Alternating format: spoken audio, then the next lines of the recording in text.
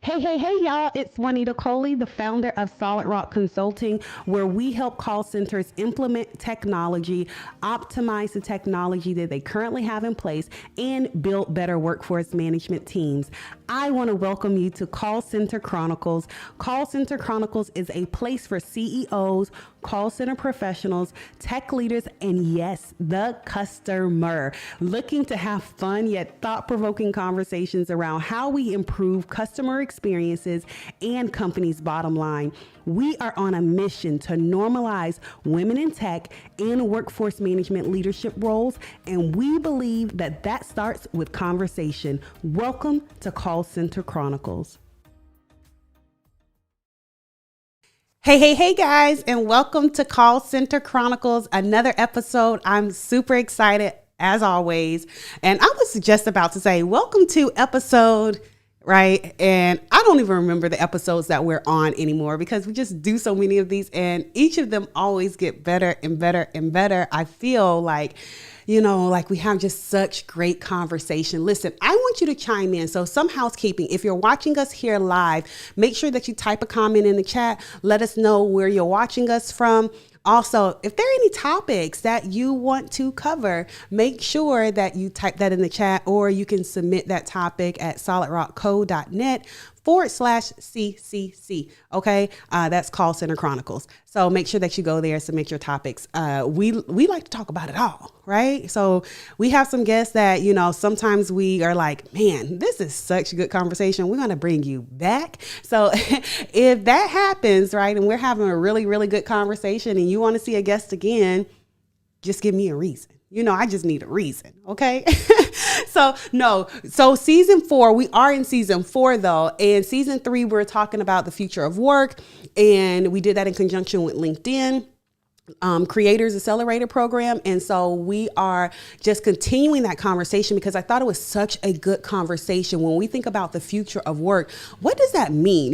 We throw around a lot of buzzwords in the industry, future of work, CX, customer experience, EX, employee experience. Then if you add me to the mix, my extraness, right, I'm going to say, well, we should really be talking about HX, human experience, right? So I have all, we have all these buzzwords, that we throw around, and without really getting a good understanding, you can't really use them for the intended use.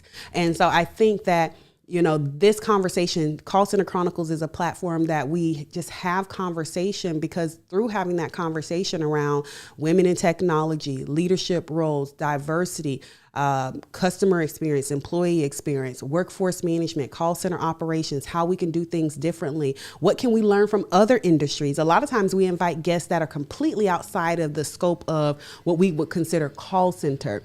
Like, for example, when we had Tara Rutley on from NASA, right? Completely outside of what we would think about call center, but she shared so many great insights about her journey to NASA and what we can learn from a contact center perspective in industry as a whole around customer experience, employee experience, and just the human experience in general. And so again, I'm super excited about our guest today. Our guest today is none other than Hui. She is the COO over at SupportU. So thank you so much, Hui, for being on today. I am super excited to hop into some great juicy conversation. So thank you so much for being with us today. Yeah, absolutely. I'm super excited to be here. So thank you for inviting me. So we're going to hop right in because I have questions for the people. Of course, I got questions for the people, and I gotta give the people what they want. Okay, so of course. So tell us more about SupportU. I met you over. So just a little bit of background for those of you that don't know. I met Hui at Contact Center Week, so CCW in Vegas last year, right? And I was just like, yeah, I got to interview her because I'm excited about, one, I'm always intrigued, Wade's probably hasn't heard this, but I'm always intrigued when I see women in leadership. Specifically in the C-suite, because as we get further up into the C-suite, you kind of see women diminish in their leadership roles. You'll see them sprinkled all through entry-level roles, right, or independent roles. But when it comes to the C-suite, you don't see many women in there unless they have then branched out and created their own company, right? And unless that's what corporate America, unless that's what the signal that they're sending us is that that's what we need to do. I'm always interested in women that are in the C-suite level, what was their path there, why they're even in that industry. So super impressed by the career that you've had and the impacts that you're making. But tell the people, for the audience that don't know you, right, who you are, more about what you do over at SupportU and in your journey there. Yeah, I think it'd make a little sense if I gave, a very quick kind of background information about what got me here. Yeah. So, obviously nobody ever goes to school or like has ambitions of working in contact centers. And so many of us just kind of fall into it, right? And I remember in college, I had a part-time job at a call center, and I think I lasted maybe 4 months before I quit. I thought it was horrible. I never saw my supervisor. It was a horrible job. And so I left it. And then fast forward 2 years later, I had an opportunity to kind of go back and this time be a supervisor. And I thought, it's super intriguing to go back into an environment and figure out how do you manage, develop, lead people that are tethered to the phones. And so since then, I've just been in and around contact centers this whole time, and eventually kept moving and climbing the corporate ladder. And so I've always been in operations. I love it. I love the dynamics of it. I've worked in a variety of different industries, whether it's utilities, telecommunication, hospitality, healthcare, you name it. And really, I was really kind of a proving point to say, you know what, maybe these skill sets that make you successful are really kind of industry agnostic. So, many times we say, oh, you know what, Juanita, I would really like to hire you, but we're really looking for somebody with healthcare experience. Right. And I think people do a huge disservice in, like what you said earlier, like getting different industry aspects or perspectives outside of kind of what we do. Right. And so over time, I had the opportunity to go into the other side. I've always been on the brand side, but to go and work with a medium-sized BPO that had a couple of different locations. And so I started that right before COVID hit. So they invited me to be the president and the CEO of their organization. And first time really kind of leading an entire organization, but we did incredibly well and we were able to double in size despite COVID. And so that really kind of gave me the opportunity to say, you know what, I can do this on my own. I think we always want the opportunity to kind of create that right company, to create the right bones and foundations of really kind of what we believe are the kind of the right elements and the right formulas of creating the best team, of treating people the right way, of really being very thoughtful and considerate in terms of what types of technology stack you put together. And then how do you approach, your entire operations and outside of being able to offer the entire package to clients. What was it? You said something that was super, that intrigued me. You said that you were working, in the contact center and you hated it at that time. Like, what was it about that role that made you hate it? Well, I think it was, the training was really short. So then they kind of just dumped you on the phones. Mm-hmm. And the entire time that I worked there, I don't think I saw my supervisor one time. So I just kind of went in, did my work, left, and it really felt like a bit of a grind. There wasn't, I couldn't connect with anybody at work because obviously you're on the phones, and there were just hundreds and hundreds of people throughout that building. So it was just hard to make that environment your own or feel like you belong. Mm-hmm. I really did feel like I was just kind of a resource there to do the work, and that was it. Yeah, kind of just a number, which the reason that kind of went off on my head, in my head as like kind of this thing is because that's exactly what the industry is solving for right now with Great Resignation, right? Like people are like, hey, I'm leaving. People are leaving in droves. Why? Like the same thing that led you to leave X years ago, right? Are still the things that are causing people to leave today. Like it's nothing new under the sun, right? We don't need to reinvent the reason why. We need to invent the solution, right? Which is better training, right? So one of the things you were saying was the training was super short. Like, so how do we make sure that we deliver the right amount of training, and what is that right amount of training? right? And I think that Mhm. answer is going to be different by industry and customer. And then the other thing that you said that stood out to me a lot was that you only saw your supervisor once, or you didn't see them often, right? Which brings me to a thought, right, around a couple things, right? And supervisors and leaderships need to be more visible in making sure that they are connecting, right? When we talk about employee engagement, that they need to be more visible and they're connecting more with their team members. But then also, when people say, hey, I really want to work remote and I want to work at home, does it make a difference whether the employee is at home? Like, would it have made a difference if you were at home, if your supervisor was reaching out more and just connecting with you, whether you were in the office or at home? Do you think that would have made a difference? Yeah, I don't know. To me, the way that I see things is like I empower all my employees, and so whether they work on site or at home, especially in call centers, you know exactly what's going on, right? And you know exactly where the work is being done. You know when they're off the phones, on the phones, and so I really believe that as long as whether you're on site or off site, as long as you have access and communication and interactions with your leadership team, it doesn't really matter where you are. Yeah, I think that's good. I think that's good because that's one of the things I love that you talked about that, because that's one of the things that we're talking about so much right now, right? We're talking Mhm. about on-site versus off-site, and does it make a difference in the type of technology that you need to support that.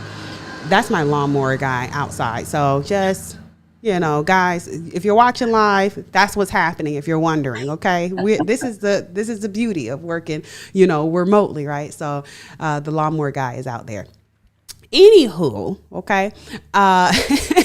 So one of the questions that I have for you, tell me more about Support You. So we talked kind of about like why you got into the industry and how you got to where you are, but tell me more about Support You and how this all evolved and came about. Yeah, absolutely. Yeah. I think being in leadership, being in executive positions for medium to very large organizations, through the years, one of the biggest things that I've noticed is there's not a lot of women, like you said earlier, or not a lot of women minorities, especially in higher leadership roles.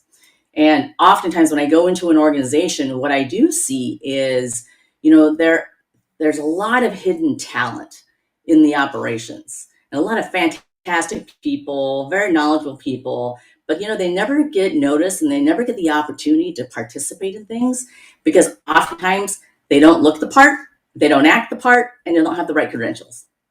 And so from my perspective, from a leader, I always wanted to mentor and give those people the opportunities to one get that right development and really not give them anything, but just help guide them to the pathway and help open the door for them for different opportunities.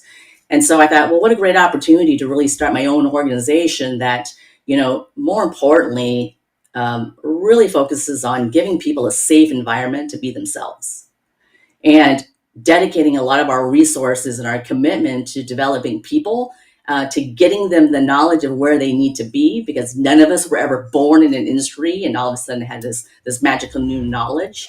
Um, and really being very purposeful in terms of valuing people's diversity, being an incredibly inclusive culture that we often know that people on the front lines really going to have the answers. And so tapping in on what they know and what they do every day. And so one of our biggest missions for Support You, with my business partner, Ron, out in South Carolina, is we wanted to create an organization that provided employment opportunities specifically to marginalized, underserved parts of our population. And really we want to be able to prove out to organizations that our model that may not be fundamentally different, because there's a lot of great organizations that are doing impact sourcing. Um, if we mirror the right technology and have the right processes and put in the right support, that we can take what's seen as really kind of an alternative workforce and really turn it more mainstream, because we have to be able to kind of chisel down those biases, right, or those misconceptions of people. Now, one example is, women who've been in prison and now have been newly released.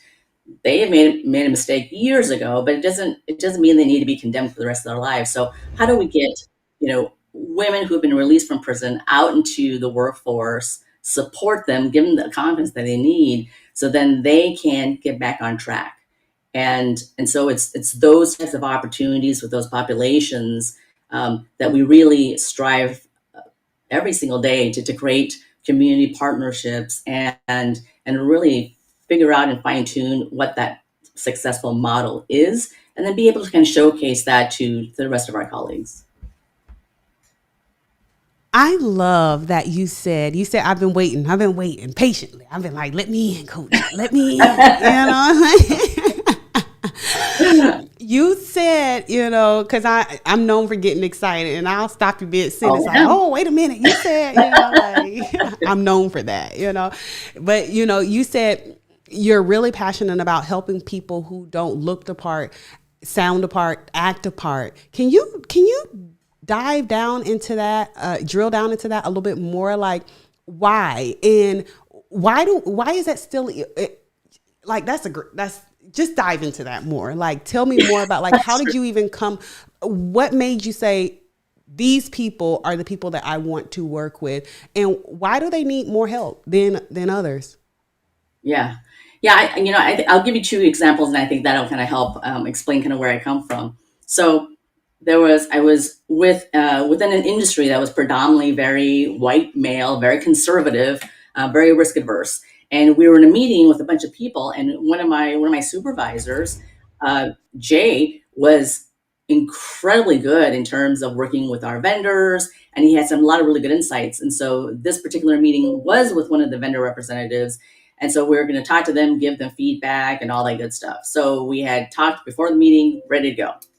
And then the meeting started, and Jay really kind of stumbled on kind of really his words, his thoughts. He was very disjointed, and just the Jay that I know just didn't come across the Jay that I saw earlier. And so I gave it a lot of thought, and afterwards I just realized, and I gave this feedback to his manager, is he was so concerned with sounding professional and using big words in that meeting that it really kind of threw him off his game. And so he wasn't really kind of focusing on the message that was the most important piece of why he was there. Instead, he wanted to make sure that he sounded the part because he happened to be Hispanic. And so I thought, that was horrible. And so we coached him, saying, look, these meetings, be yourself. Be yourself, because you have great ideas. Focus on that. Don't be anybody. Don't pretend to be anybody that you're not. And so he did very well there afterwards. Another example is there was a gal that I worked with, and, again, passionate, been with this organization for 20 plus years, knew a lot of the organization operations and stuff, but was never really being heard because she was excitable, because she was very emotional, and she was loud. And she was also morbidly obese. She was a rather big girl. And so people never took her seriously. That they basically, anytime she had a good idea or opinions to give, people would be all like, don't bring that up, don't stir things up, let's just go with the flow of things.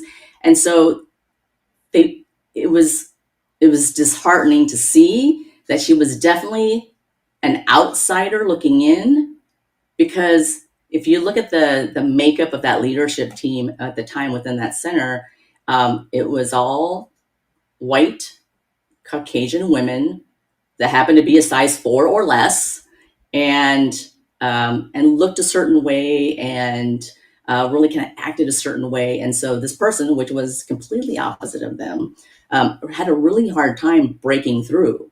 And her message to me was, look, I've been in the organization 20 plus years, and people that I've started with are now managers and directors on, and I just got into a supervisor role. So I want to now work on my career and start moving up.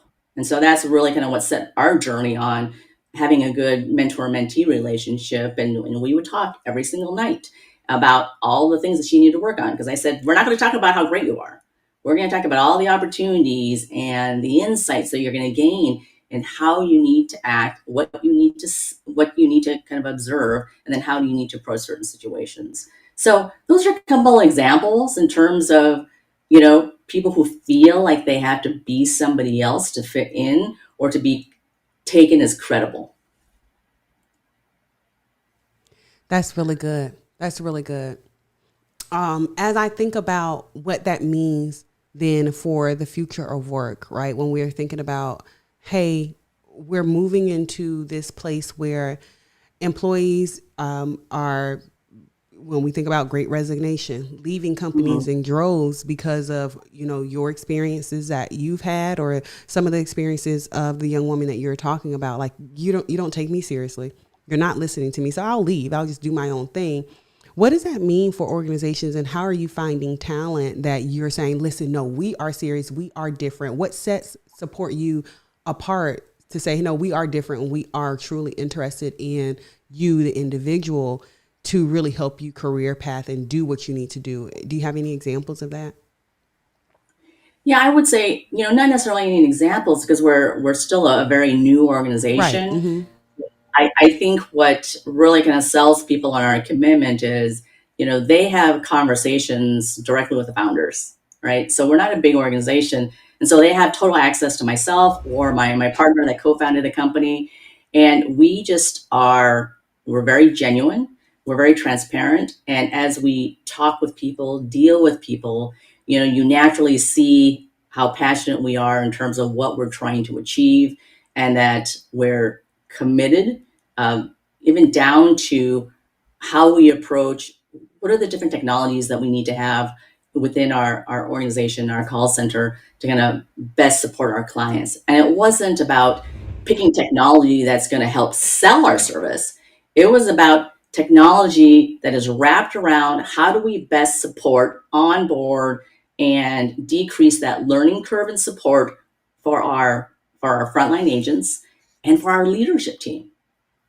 So it starts there in terms of our commitment. And that I love. You have no idea how refreshing it is, way to hear you say, we're wrapping technology around our people, Mm-hmm. right? Like, we're Right. wrapping our technology around our people, so that we're not selecting technology for technology's sake, right? We're not selecting technology because it's, it made the Gartner report or the Forrester report. We're selecting technology because this is our process around how we want our culture and our experience to be, of how we onboard people. So we need a piece of technology that supports that. Or this is what we want our customer experience to be. So we need technology that supports that. Or to your experience with why you left when you were an agent, right? As the training was too short. Well, maybe our training does need to stay condensed, but maybe we can deliver training in a just-in-time fashion, or in a Right. way that, if we have the right technology. And so it's so refreshing to hear you say, you're selecting your technology that wraps around the people, because I think that's Right. essentially very important. Yeah, absolutely. And so, I mean, and this one, is like you're in the technology space. It changes so quickly, right? And I'm not saying that there aren't really big players out there that are established, that rank really high on the Gartner reports or certain quadrants and stuff. But what we're looking for is the agility of certain technology solutions to do really what they say and what we're looking for, but also to be agile enough to continue to improve their product. Because there may be situations that completely change our landscape or our Mm. marketplace, right? And so I don't want a big behemoth that just like it's like moving, it's like turn that Titanic, it's just too hard to do. I want an organization much like us, which is, we love being in the forefront. We love breaking down barriers. We love proving things out. And so we want organizations that are very like-minded, that want to continue to push the envelope. Because quite frankly, we've been inherently managing call centers the same way for the last 30 plus years. Yeah. Yeah. It's Right? not a new thing, right? No? Yeah. So yeah, that's really cool. Tell me, what are your plans for how you will, one of the things that was really important to me, and maybe you as well, I don't know, but I remember being a call center rep, and I remember even working for other companies, not as an agent, but I remember always thinking about career pathing. Like, that's how I selected the companies that Absolutely. I went to go work for. Like, how can I, outside of my paycheck, right? How can I get skill sets that are going to add value to me to make me more of an asset? And so that's what I looked for in current roles. And I think as we talk about the Great Resignation and employee engagement, those are things that are driving Great Resignation. And those are things that, if we're thinking about EX, employee experience, we really have to think about that. Beyond the paycheck, Yeah, how are we making our employees feel as though they're an asset, because they actually are an asset, but how do we make them feel that? Because what they feel is perception. I mean, what they perceive is true, right? And so how do we push that envelope to make them perceive that and actually give them something in their career pathing? So I'll be interested to hear what your plans are for career pathing with SupportU. yeah. I mean, it fundamentally starts on the front end with the whole recruitment interview process, right?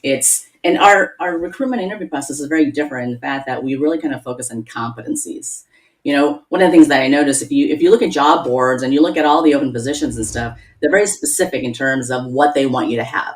It's like this, and they want you to have some weird, obscure thing that really kind of disqualifies a lot of people. And so what we do is we cast a broader net and really have conversations in terms of what exactly are the employees wanting and what are they looking for. And so oftentimes they're not asked that because they feel like, well, they're there to answer interview questions to see if, they'd be a good fit for our organization. But we really want to get a better understanding of, who's there that really kind of wants a job, which is okay. And then who wants to be there because they want to get noticed. Because a lot of times what they don't want is coming to the door. They're given the promise of, you come in, Juanita, start on the phones, learn as much as you can, and then we'll go from there, right? And a lot of that stuff is kind of lip service. And so I want to make sure to hold people accountable, saying, look, if that's really what you want to do, then not only are we going to focus on performance and you learning the job, but we're also going to put really kind of a plan together and really kind of a roadmap of what that needs to look like. And they're equally a part of that journey. So then they're just as committed because it takes work on both sides. And so each of those kind of development plans or roadmaps are very customizable to every individual person. So it's not a template. It's not something you check off. It is things that you specifically are interested in, that want to focus on. And then in turn, what that does is, it puts a fuel under me and my business partner to continue to look and close new clients, continue to exceed expectations for existing clients, and then for them to continue to grow, because then that offers up great career development opportunities for people. And so that's what makes me really kind of work harder and motivated, is to be able to create those internal opportunities for people to continue to advance into either individual contributor roles, because you can be just as successful, or they want to move down to a leadership path. And what does that need to look like? I absolutely love it. Okay. You had me when you said, let me tell you what did it for me. Okay. Okay. What did it for me was when you said, hey, we kind of classify in two categories. Do you want to, do you just want a job, right? Or are you coming here to be developed? Either are okay, right? Like, and I think Right. you have to be able to have that kind of culture and relationship to say, hey, either is okay. Yeah, like there's not any backlash because you're saying, "Hey, I'm just here for," because people are at different phases in their career and in their life, right? If I'm taking care of my mom, she's on hospice, or taking care of a family member who's on hospice, or taking care, I've just had a baby or whatever. I may be at a phase in my life where I just need a job. I just need income. I'm not at a place in my life where I'm trying to get into leadership or take over the world, right? However, if all the stars align and I am in that phase in my life where, hey, I'm looking for development. I want career development. I want to go into leadership role, whether it's here or whether it's somewhere else and I know I just need to be developed, those are two different types of employees, right? And you're going to have two different types of plans. Even though the job may be the same, you may be, if I'm here just for a job, as long as you can sufficiently do the job, right? Do this task, right? But now that same job for somebody who wants to have leadership and be developed, I'm going to take the time to put you on a plan that says, okay, yes, you're doing the job, but think about it from a leadership perspective, or think about this from this angle. And I'm going to take the time to coach and develop you. Whereas I'm not coaching and developing that other person the same way. It doesn't mean that I'm neglecting them, right? And I'm not coaching them at all. I'm just not coaching them with the same intent, right? Right. And I think that is so important. Because when leaders and supervisors trying to coach everybody as if they want to be the CEO of a company or, management of the company, is like, I don't want to do that. So you're wasting your time. You're wasting and you're agitating the employee. And they're like, I have this, supervisor who's always breathing down my neck about why my, emails don't look like this or why I'm not doing this. And it's like, well, that has nothing to do with my job. So why are you harassing? Well, because the supervisor is trying to develop you and you're like, I don't want to be developed. I just want to come here and I want to do my job. That's it, so I think that's really important. So that's where you had me with that one. I would love to hear from the audience for them to type in the chat and let us know what they think about that. But how did you come to that? I'm interested to how did you come to saying, let's segment this out? Mm-hmm. Yeah, I would say, I love working in call centers because I think it's the best training grounds for anybody.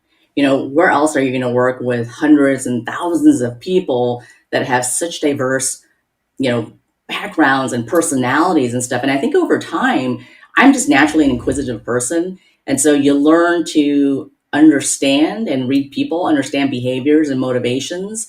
And so over time, you realize that in order to kind of standardize things across call centers, we try to template things so that it's repeatable, it's scalable, and it's consistent throughout the organization. But I also think it's also done our organization a disservice within the contact center space because it's sometimes too rigid and it doesn't allow people to really kind of think beyond the box or let people know that, hey, it's okay. These are like really kind of guidelines, and you can go off and do whatever you want as long as it's you've kind of thought it through. And so there's so many different kind of avenues that not everybody has the right temperament to do all those certain jobs, but it doesn't mean they're not talented in their own ways. And, we've just found out that people generally stay longer and are much happier if they found a really good fit for themselves within the company. Not what we believe is a good fit. Right. Right. What they believe is a good fit. And sometimes they may think, they'll come to us and they're like, you know what? I want to be the next supervisor. I see what my supervisor does and I can do that. Fantastic. And we have mentoring programs and shadowing programs or you can do kind of a drive-by and just test it out, right? And there are some people who, once they enter the job and understand the nuances and complexities of it, they do not like leadership. They're like, I'm just playing. Right? I was just kidding. Yeah, just kidding. That wasn't what I thought it was going to be. And that's okay. And so we want to be able to make sure that people understand that it is okay to try things. It's okay to fail. It's okay to learn. And so if you've gone down that path and realized, you know what, I want to put the brakes to it. Leadership's not me. I'd rather just do my own thing. I don't want to deal with other people. That's fine. Then we can stop and we can pivot and go find something that you're really passionate about, that you really want to do versus something we're going to force you to do. Yeah. So good. I told you, wait, we were going to get to the bottom of the hour, half of the hour, right? And we're going to be like, has it already been this amount of, like, how did this happen? I do have some more questions though for you. Okay. So we're going to do like a spitfire round. Okay. Okay. So tell me, do you think that, especially with building out the contact center and the call center and what you guys, all the experience that you have, we're always buzzwords that we're talking about, EX, CX, technology, all of those things. Do you think that they belong in the same conversation? Employee experience, customer experience, technology? Yeah, I think there's a lot of bleed over into those concepts. And I love your human experience piece of it, because I hadn't heard that one before, right? But it really kind of fundamentally brings all of those together, because if you look at kind of the human aspect of things, right? If you understand people, what motivates them, what drives them, what makes them successful, and then you understand technology and figuring out, well, how does that interplay and balance well with people, processes, and procedures? Mm-hmm. You can get that right, then your employees are going to be stellar at delivering customer experience, because what you want them to do is do the job, but really understand what they're doing, understand how they add to the success of your organization, and empower them to make decisions or make suggestions. So they're very much part of kind of that equation of success. So I think all of those elements kind of interplay together. You can't talk about one without the other. And so that's kind of how I see that. What do you think the challenge is, and why? What do you think the challenge is? The biggest challenge facing EX, right? So employee experience, and then CX when it comes to customer experience. What's the biggest challenge in each of those areas? Yeah, I think that we try to, when we are taking a job, we try to kind of simplify and segment things, right? And I think we think of things too much in a silo. So if you're thinking about customer experience, you're like, hey, we think that, we should offer omnichannel, and we want to go into robotics, and we want to go into artificial intelligence, right? Without really kind of thinking about really this entire thing as an ecosystem. And if you don't think about those elements in combination of others and how it bleeds in, then you're just kind of Frankensteining it together. And then you're going to wonder, well, wait a minute, we just put a lot of investments into technology, and gosh, we just put all of these things in to help with employee experience, but we're still not getting much out of it. Well, then it's how you've executed and how you've thought about it, right? And so, within the two, they're always kind of separate conversations, and they become new buzzwords, right? First it was CX. Then it was like automation. We don't want anybody to handle anything. Then it's now back to like, oh, we need human connection. It's such a dramatic swing of the pendulum, right? That it's like, whatever's hot at the time. We need to find some middle ground. But we also need the executive leadership team or whoever sponsors things to kind of roll up their sleeves and really understand where are kind of the roots of the problem at every step of the way. Because, just because you're a VP, just because you're a C-suite person, doesn't mean you yourself don't need development as well and awareness. Drop a gem on that. Right. Let's drop a gem on that one. That's real talk. No, but seriously, because every day we're growing. Every day we're learning. We should be. Every day we should be taking in new insights and saying, didn't think it. Like, I'm always learning from my team. Like, because they're closer to it. They're touching it they're touching our customers every day, So I'm like, hey, teach me something today. Like, as a matter of fact, that's a part of your job. Teach me something every day, because I'm going out and representing the company. Don't have me out here looking like a fool. And that's what's happening a lot with, I think, this is just my own personal opinion, right? With our executive leadership team, they understand how to, do the numbers. They understand how to, represent the organization, but you're not touching the day-to-day. So to make those day-to-day decisions, you are doing the company a disservice if you are not going to the people who are doing the day-to-day work and saying, hey, tell me something about this that I don't know, right? Because you don't know. Unless you're on the phones taking those calls, you have no business making the decisions about what the average handle time should be. You don't know, because you're not taking the calls. You don't know the complexities of the phone call, right? And so you may be able to look at a mass amount of data, right? So I'm not saying you can't look at a mass amount of data and say, hey, our best person does it this way, our least experienced person does it this way, and so we should be somewhere. So, right, yes, I can make an intelligent assumption and guess, right? But until you've sat in the employee's shoes and said, or this is how this works, or, oh, okay, I'm getting more insights day to day, then I think that's where we're really missing the gap, and why we have so many things that are happening in silos when it comes to CX, EX technology. You have somebody who has the budget for technology, and they're saying, oh, yep, I'm going to go and buy this. Wait, we didn't. did you take a sample group of the employees that are going to use the technology and find out what's wrong with the technology that they're using right now? Right. Did we talk to the customers before you decided to go spend $50 million on doing omni-channel? They don't even want to talk to you via chat. So Right. now Right. you want to bring chat in your environment, and it's not going to get used because your Right. customers don't leverage chat. Like, Well, yeah, and I think my biggest criticism, Juanita, is, and this is a huge generalization, but leaders within our industry are typically like by default get call centers, right? And so people typically are very much homegrown. They've made the best of the situation and they do the best that they can with what they know. And so, unfortunately, like not a lot of people have good mentorship and have had the right training to be really able to figure out what is my role as a leader within the contact center. It's more than just making sure that we hit our KPIs and that customers are happy, right? And so, what's the easiest thing to default to? We default to the mechanics of the business, right? Are you meeting your budget? Are you gaining that certain profit margin? Are you hitting that percentage of growth? Are you hitting that retention mark? Right. And what I tell people too is you can't manage a business strictly on your spreadsheets.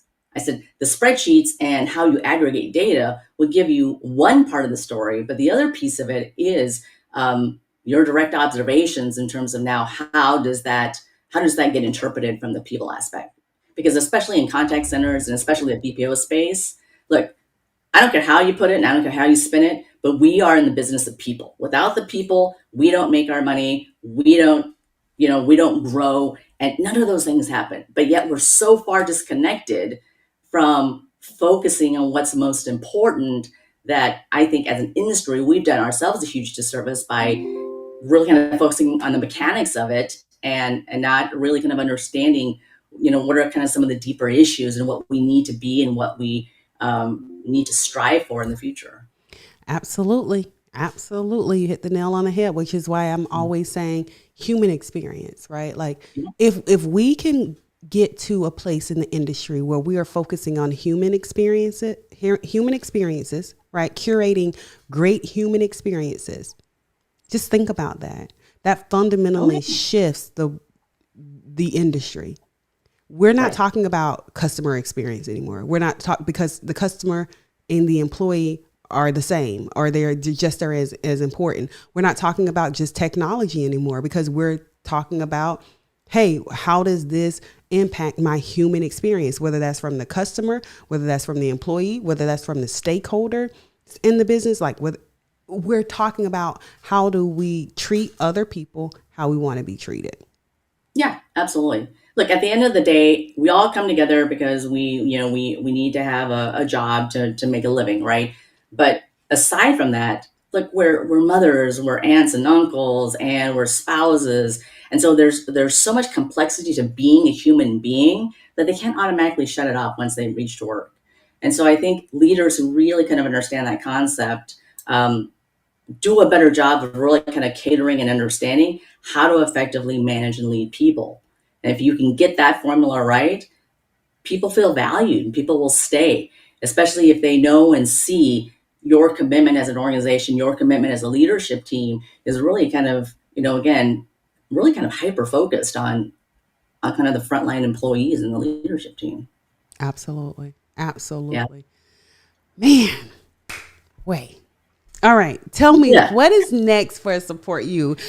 I know we're at the bottom of our time, but I can't leave Sure. without, talking about what's next for Support You. What can we expect to see? How can the people reach you? What's coming up? I know we're going to be at CCW together this year. You're going out to CCW, right? Okay. So yeah, I'll make Yes. sure I stop by. So tell the people what's next. Yeah, I think because we're a new organization, we're really kind of getting our footing in the door, continue to build our pipeline. And so I think for us, we're just going to continue to seek opportunities to grow and to really kind of find really kind of good partners for us. Because I don't want to take anybody, right? I mean, you can see situations where like, oh, it doesn't matter what I do, this person's not going to be happy. And so we're being very selective in terms of who we partner with, in terms of what those opportunities are, and we just want to continue to grow and provide opportunities for the people within our community to be able to kind of give back now. So, my partner says 3 words. He says, learn, earn, and return. Mm. So you're going to earn your money, come to us. We expect you to grow and learn.